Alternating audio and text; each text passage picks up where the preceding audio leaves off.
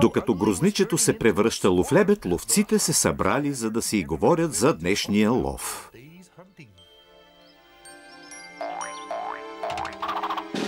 Как мина? Добре, хванахме тези два екземпляра живи. Защо не ги опечем още сега?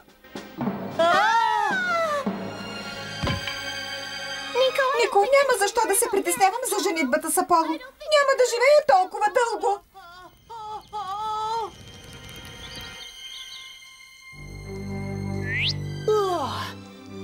Добре поспах. Толкова съм уморен.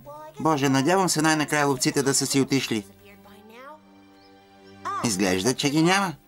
Ще видя дали мога да намеря приятелите си. Грозничето вече е пораснало, но междувременно приятелите му бяха в ужасна опасност. Скарата е готова.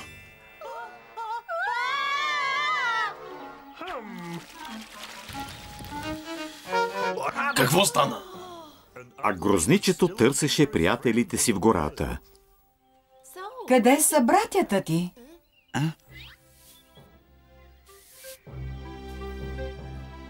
Здравейте, търся братята си. Не сте ли видяли някое пате, което прилича на мен? Не съм виждал приятелите ти, но пате да. Това е нашето грозниче. Наистина ли си ти, синко? Не, госпожо, както виждате, аз съм твърде грозен, за да бъда син на красива патица като вас. Слушай, младежо, аз не съм патица и ти не си грозен. Ти си извънредно красив. Не се шегувайте с мен. Очевидно е, че съм много грозен. Така ли? Огледай се в езерото. Погледни се добре. Още ли мислиш, че си грозен? Сега убеди ли се, че си наш брат? Мамо? Да. Тревога! Тревога, моля ви, помогнете ми! Какво има, Фитипалди? Нещо сериозно ли е станало? Да, ама чакай. Откъде знаеш името ми? Защото аз съм грозничето, Фитипалди. Всъщност сега съм променен. И вече не съм толкова грозен, колкото преди. Така ли, грозниче? Ама ти си лебед на практика. Трябваше да се досетя. Пати ще бъде много впечатлена. Да, ако успееш да я видиш отново. Защо да не я видя? Защото всеки момент ловците ще си направят барбекю с нея и Нико. Какво? Огънят е запален. Чудесно! Гладен съм.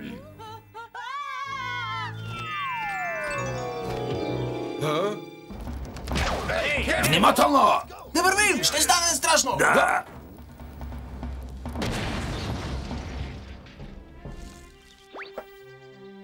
Здравей, не знам кой си нито откъде дойде, но благодаря, че спаси живота ми. Честно казано, напомниш ми за някого, но не мога да свържа име с лицето ти. Може би грозниче? Да, грозничето, бедния стар приятел. Чудех се. Мога да те уверя, че приятелите и грозника се чувства прекрасно. Толкова се радвам. Милият грозник е още жив. Милият грозник ли каза? Ти го обичаш, нали, Пати? Да, много го обичам. Обичам го повече от всичко на света. Заведете ми при него бързо. Ама ти вече си при него. Не го ли познаваш, Пати? Това съм аз, грозничето. Благодаря, че ни спаси, но тази шега не е много уместна. Не, шега. Казвам ви истината. Аз съм грозничето. Много се промених, но още съм си аз. Превърнах се в лебед.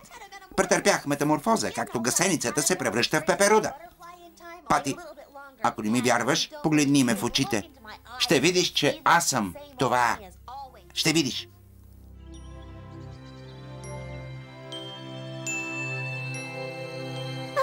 Грозниче.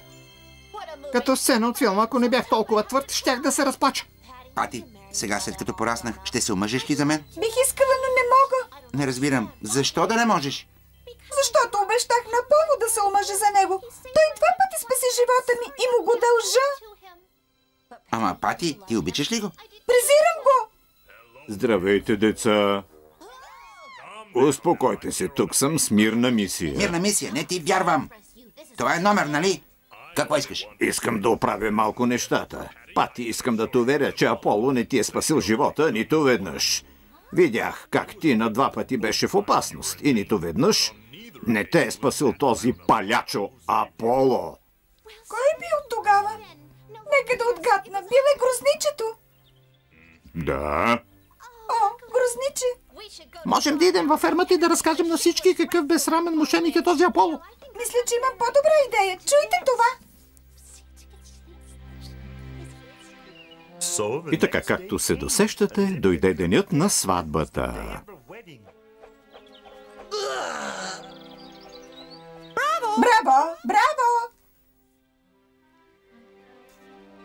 Днес е големият ми ден. Аз съм върха. Къде е булката? Не я виждам никъде. Булките винаги закъсняват. Ами ако избяга? Не говори глупости. Защо ще бяга? Тя ме обича. Идва булката, прекрасна е! Видя ли, глупако, казах ти. В кърпа ми е вързана. Нищо не може да се обърка. Кой е красивият ти придружител? Не знам, трябва да е някой член на семейството. Не съм го виждал досега. Кой е този красив лебед с пати? Какво правиш с годеницата ми, страннико? Не е странник, аз не съм твоя годеница. Нека ти представя истинския си годеник. Какво? Но днес трябваше да се оженим. Можеш да забравиш за това. Няма да се омъжа за някой, който е толкова жалък. По-скоро ще се омъжа за невестулка. Аз бях този, който те спаси. Не повтаряй тези глупости. Накараме да повярвам, че си бил ти, но всъщност е бил грозничето. Той е достоен за уважение. Пати, мисля, че венчавката те изнервя. От вълнение, не знаеш какво говориш. Така ли? Попитай грозничето дали не е вярно. Ще го питам, ако го открия, но не мога, защото се е скрил някъде. Не е вярно. Тук съм. Питай ме каквото искаш. За кого се мислиш, синко? Аз съм грозничето. Вярно е, през цялото време грозничето не е бил пате, а лебед. Събуди се най-после. Какво е станало? Нищо, жена. Знаеш, че тези неща ме разнежват. Ама че работа всички сме се нагласили, сега няма да има сватба. Сега спокойно, разбира се, че ще има сватба, просто ще има друг младоженец. Дълъг живот на младоженците! Дълъг живот за булката и младоженеца! Това е краят на историята на грозното патенце, което всъщност не било пате. Браво, браво! Какъв романтичен край, беше толкова хубаво. А какво е станало с истинските родители на грозничето? Останали няколко дни във фермата и после се върнали у дома. Няколко месеца след сватбата на грозничето и Пати, тя снесла няколко яйца.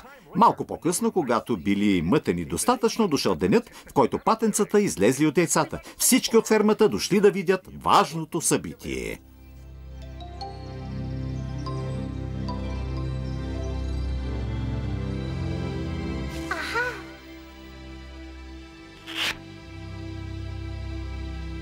Внимание всички! Първото от малките патенца лебеди трябва да щупи черупката си! Толкова се вълнувам, синко, ще стана баба. Първото ще бъде надарено с дар слово, като дядо си! Колко сладко, точно като Пати. Татко, мамо! Гледайте всички! Идва номер 2! Татко, мамо! Какви съобразителни малки създания! Идва ред на номер 3! Внимавайте!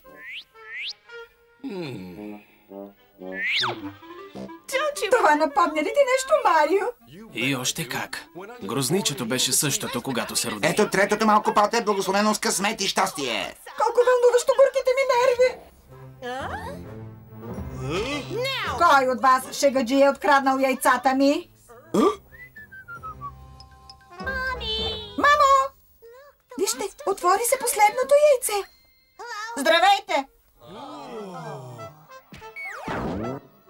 Последното малко пате е копие на баща си!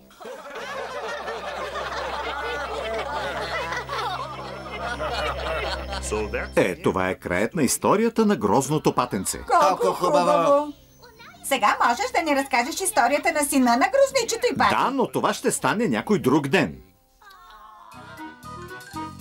Гледахте детския анимационен филм «Невероятните приключения на грозното пате». Ролите озвучиха актьорите Даринка Митова, Стефан Стефанов, Иван Петков, Станислав Пищалов. Преводач Мариана Добрева. Редактор Виолета Такор. Тон режисьор Васил Василев. Режисьор на дублажа Михаил Георгиев. Техническа обработка Ретел Аудио-Видео.